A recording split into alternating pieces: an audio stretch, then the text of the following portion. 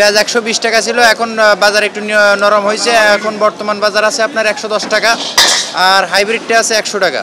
আর আলু আছে, লালটা আছে আপনার হচ্ছে 50 টাকা, আর ডায়মন্ডটা আছে আপনার হচ্ছে 60 টাকা। আগে ছিল 60 টাকাই ছিল, এখন হচ্ছে 50 টাকা। এটা 55 টাকা আগে বেচতাম লালটা, আর এখন বেশি 50 টাকা।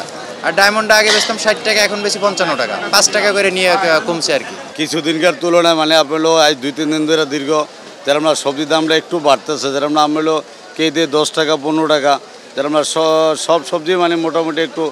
কোনটা কত ছিল এখন কত? যেরকম আপনার গাজর ছিল আপনার 100 থেকে 120 টাকা কেজি, এই গাজর বর্তমান হলো 160 থেকে 170 টাকা কেজি। টমেটো 130 থেকে 140 টাকা কেজি। তারপর আপনার পেঁপে হলো 30 থেকে 35 টাকা কেজি। যেরকম বাড়তেছে আপনার বটবটি, সিম, শসা, এগুলোর দামটা একটু মোটামুটি বাড়তেছে। জি, দাম বাড়ার কারণ কি হঠাৎ করে? দাম বাড়ার কারণ হলো ধরেন কিছু কিছু অঞ্চলে বন্যা, আর কিছু কিছু অঞ্চলে বৃষ্টি হইতেছে, এই বিধে মানে আমদানি কম থাকার কারণে দামটা বাড়। আগের চেয়ে এখন বর্তমানে ইলিশ মাছ 200 টাকা 100 টাকা কেজি কমছে। আগে ছিল গত সপ্তাহে ছিল 1 কেজি 200-300 গ্রাম ছিল 1800 টাকা, এই সপ্তাহে হয়েছে 1500-1600 টাকা। আর ওই যে ছোটো মাছ আগে ছিল 1100-1200, এখন হয়েছে 800-900। অন্য অন্য মাছের দাম কমছে, এখন পানি টান দিচ্ছে না, মাছ কম।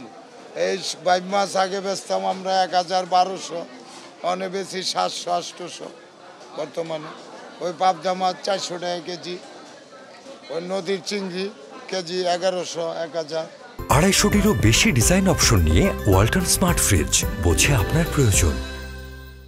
লাল ডিম আজকে হইলো 150 টাকা, সাদা হইলো 155 টাকা 12 পিস। বিগত এক সপ্তাহ আগে ছিল 145 টাকা 150 টাকা। এক সপ্তাহের ব্যবধানে 5 টাকা বাড়ছে ডজনে। ওইটা বলতেছে আপনার বন্যার প্রভাব পড়ছে আর কি। বন্যাতে আপনি বলে 5000 আমার বলে ধ্বংস হয়ে গেছে, ওইটার প্রভাব সামান্য এনে পড়ছে আর কি।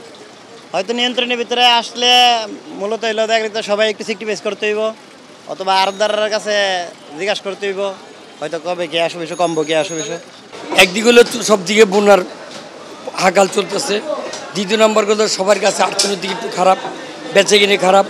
তারপরে আমাদের এই সিজনটা কোরবানির পরে আমরা 2-3 মাস এমনি আমাদের মার্কেটটা কম থাকে আগের দামের থেকে। এখানে কোরবানির পরে এমনি বেচে কিনে একটু সাধারণত কম থাকে, সবার ঘরে ঘরে ফ্রিজ থাকে।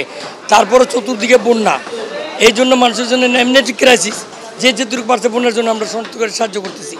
তারপরে এই টাইমটার ভিতরে কোরবানির পর আমাদের বাজারটা এমনি নিয়ন্ত্রণ থাকে, 2-3 মাস আমরা এমনি বাজার নিয়ন্ত্রণ রাখি। গত আমরা আগে 750 টাকা বিক্রি করতাম, এখন 730 টাকা 30 টাকা বিক্রি করি, এই অবস্থা আমাদের চলতেছে। তারপরে বেচে কিনে অনেক কম, কারণ ক্রেতাদের হাতে একটু পরিস্থিতি বুঝেনি, সবগুলি মিলে যোগের সাথে তাল মিলে চলতে হয়। এই অবস্থায় আমাদের আসছি, আল্লাহ এই অবস্থা আমাদের রাখছে। খাসির দাম তো কমছে, অনেক 100 করে কমছে দাম।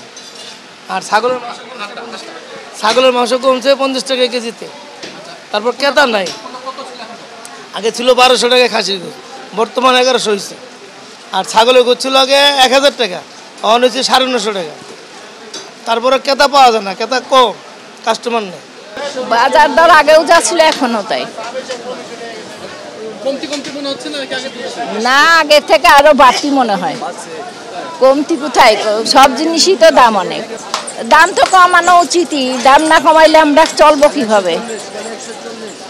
যা দাম শুনি সবই বেশি। আগে 160 ছিল, আঙ্গাইছে 120 আর 140। 140টা ইন্ডিয়ান, দেশি 120।